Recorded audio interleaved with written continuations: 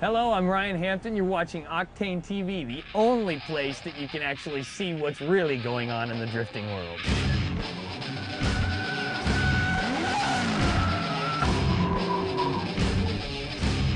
The Corvette, appropriately named since she's got a wide black bug, is Loquita.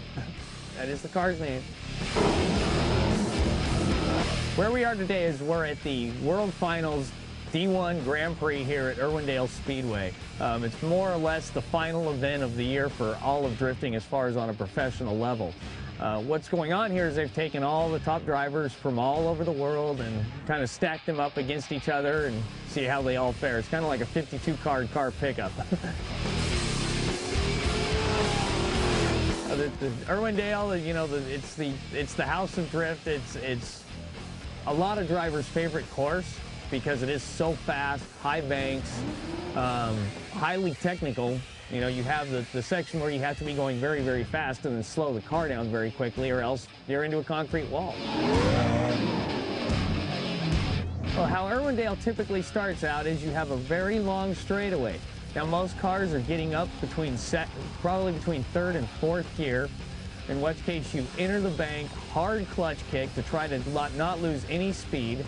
As you go through the bank, you're basically trying to keep the car as high as possible up against the wall. Now, you're also trying to maintain speed and angle, which makes for a very difficult driving experience. As you start to come off the bank and you come into the first clipping point, you basically want to keep the car as close as possible, transition early, and keep the speed up as you come across the first big clip. The next thing that you have to do is very quickly transition the car back for the tighter inner oval. As you come into the inner oval, typically most cars are downshifting there, and then you also have to hit the second clip. Now, the second clip is a clipping zone, and you have to get the car within 50 centimeters of that clipping zone. As you exit the hairpin, you then have to line the car up to maintain speed to hit the third clip. A lot of smaller turbo cars or smaller cars have a problem bridging this gap because you have to accelerate in drift. The last clip is very, very easy to get, which leads you out into the final, I guess, set of cones.